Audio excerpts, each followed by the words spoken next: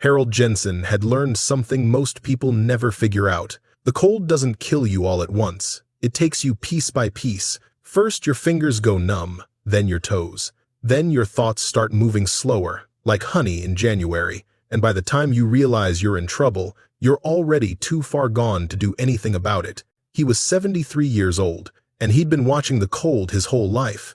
This morning, like every morning for the past 47 years, Harold woke before dawn in the tiny cabin he'd built with his own hands when he was 26 and foolish enough to think Alaska would be kind to him. The cabin sat 11 miles outside Fairbanks at the end of a dirt road that the county had stopped maintaining sometime during the Reagan administration.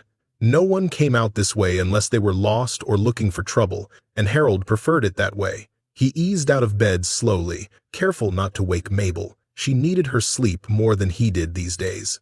Her arthritis had gotten worse since September, and the cold made everything harder for her. Getting up, getting dressed, getting through another day in a place that seemed determined to freeze them out. The floorboards creaked under his weight as he crossed to the wood stove. The fire had burned down to embers overnight, and his breath came out in small white clouds as he knelt to add kindling. They were rationing wood this year. Had to. The price of cordwood had gone up 40% since last winter, and their Social Security checks hadn't gone up at all. Harold had done the math 3 times, sitting at the kitchen table with a pencil stub and the back of an envelope. If they burned wood at the rate they'd burned it last year, they'd run out by February. If they cut back, if they kept the cabin just warm enough to survive, not warm enough to be comfortable, they might make it to March. March felt like a lifetime away. He got the fire going, then filled the kettle from the water bucket by the door. The bucket had a thin skin of ice on top, even though it sat inside the cabin. That was new. Last year, the inside water hadn't started freezing until December. The old weather radio on the shelf crackled with static as Harold turned the dial, searching for the morning forecast. The voice that came through was tinny and distant, like someone calling from another world, expecting temperatures to drop significantly over the next 2 weeks. The National Weather Service has issued a winter storm watch for interior Alaska. Residents are advised to check heating systems and stock emergency supplies. Overnight lows may reach 40 below zero. Harold turned off the radio. He'd heard enough. Behind him, the bedroom door opened, and Mabel shuffled out in her bathrobe and wool socks, 3 pairs of wool socks, because her feet never seemed to get warm anymore. She was 71 years old. With white hair she still pinned up every morning and blue eyes that hadn't lost their sharpness even if her body was slowly giving out. "How bad?" she asked. "Bad enough." She nodded and moved to the stove to warm her hands. They'd been married for 52 years, and they'd long since stopped needing many words to understand each other. Harold poured hot water into 2 cups, adding the last of the instant coffee, another thing they were rationing. "I've been thinking," Harold said, settling into his chair at the table. "That's usually trouble. I've been thinking about the cabin, about what we can do to make it hold heat better." Mabel wrapped her hands around her cup, absorbing the warmth. "We've caulked every crack, stuffed rags in every gap, put plastic over the windows. What else is there?" Harold was quiet for a moment. He'd been turning an idea over in his mind for weeks now. Something he'd read about years ago in a book about old Scandinavian building techniques. Something his father had mentioned once, back when Harold was a boy in Minnesota, before the family moved north chasing work that never quite materialized. "A second wall," he said finally. Mabel looked at him over the rim of her cup. "A what?" "A second wall. Built around the outside of the cabin, maybe 8 inches out from the logs. Pack the space between with hay and moss. Dead air. That's the secret. Dead air doesn't move, doesn't carry heat away. Like a thermos, but for a house." "Harold, we can barely afford firewood. Where are we going to get materials for another wall?" "I've got lumber stacked in the shed. Salvage wood I've been collecting for years. And there's plenty of hay in the old Miller barn. They abandoned that place 3 years ago, and no one's touched it since. Moss I can gather from the woods." Mabel set down her cup. "You're serious. We're not going to make it through this winter the way things are. You know it, and I know it. The wood won't last. The cabin's too drafty. Every year it gets a little harder, and this year," he shook his head, This year feels different, feels like the colds got something to prove. She was quiet for a long moment, studying him with those sharp blue eyes that had seen him through every hardship they'd ever faced.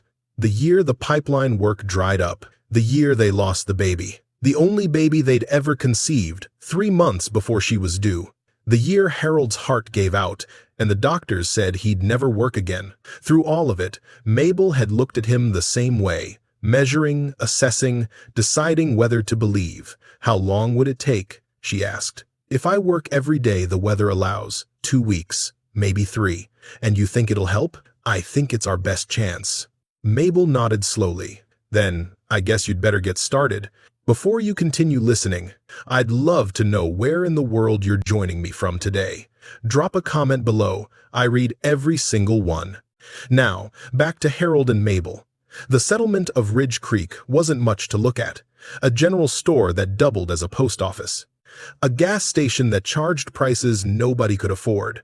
A community center that hosted bingo on Tuesday nights and church services on Sunday mornings. Maybe 40 families scattered across the surrounding hills and valleys, most of them living in cabins, not much bigger than the Jensenses. Harold drove his old pickup into town that first morning, the engine complaining about the cold the whole way. He needed nails. His salvage wood was full of them, but most were rusted or bent beyond use. The general store had what he needed, if he could afford it. The bell over the door jingled as he walked in, stamping snow off his boots. Martha Dalton looked up from behind the counter, her face arranging itself into the particular expression Ridge Creek reserved for Harold Jensen. Part pity, part dismissal, like he was a stray dog that kept showing up no matter how many times you shooed it away. Morning, Harold. Cold one today. Getting colder. He made his way to the hardware section, such as it was, a single aisle of tools, nails, and odds and ends that hadn't changed since the store opened in 1974. He found the box of nails he needed and brought it to the counter, along with a roll of tar paper that had seen better days. Martha rang him up without comment, but as he counted out the bills, carefully, because every dollar mattered, the door jingled again and Carl Hendricks walked in. Carl was 45 years old, built like a refrigerator, and convinced he was the smartest man in Ridge Creek. He'd inherited his father's property 10 years ago and had been living off the rental income from 2 small cabins ever since. Never worked a real day in his life, as far as Harold could tell, but he talked like he'd built the whole valley with his bare hands. Well, Harold Jensen. Carl's voice carried that particular false friendliness that meant trouble was coming. Thought maybe you and Mabel had finally frozen solid out there. We were taking bets. Harold didn't respond. He pocketed his change and picked up his supplies. What's all that for? Carl nodded at the nails and tar paper. Don't tell me you're finally fixing that falling down shack of yours. Building project. Building project? Carl laughed, loud and theatrical. Harold, you can barely stand up straight.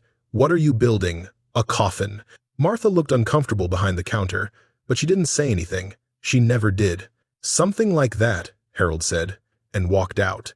He could hear Carl's laughter following him into the parking lot, and he could feel the eyes on his back. Martha's, Carl's, whoever else happened to be watching. He knew what they thought of him. The old man who wouldn't quit. The stubborn fool who should have moved to Anchorage years ago, where there were hospitals and heating assistance programs and people who would take care of him and Mabel whether they wanted care or not. But Harold Jensen had never asked anyone to take care of him. He'd worked pipeline construction for 30 years. He'd built his own cabin, dug his own well, hunted his own food when times were lean, and he wasn't about to start asking for help now, not from people who looked at him like he was already dead. The work began the next morning. Harold started by clearing snow from around the cabin's foundation, working slowly because his back wouldn't let him work any other way. The cold bit at his face and hands, but he kept moving. That was the secret. Keep moving and the blood keeps flowing. Stop moving and the cold wins. Mabel watched from the window at first, her face creased with worry. But by mid-morning, she'd bundled herself up and come outside to help, holding boards steady while Harold measured and cut, handing him nails and tools when he needed them. You shouldn't be out here, he told her. Neither should you. They worked. in silence after that, the way they'd always worked best. The concept was simple, even if the execution was hard. Harold built a frame of salvage lumber around the existing cabin, standing posts about 8 inches out from the log walls. Between the posts, he nailed horizontal boards, creating a second exterior shell. The space between the two walls would be filled with insulation, hay and moss, dried leaves, anything that would trap air and keep it still.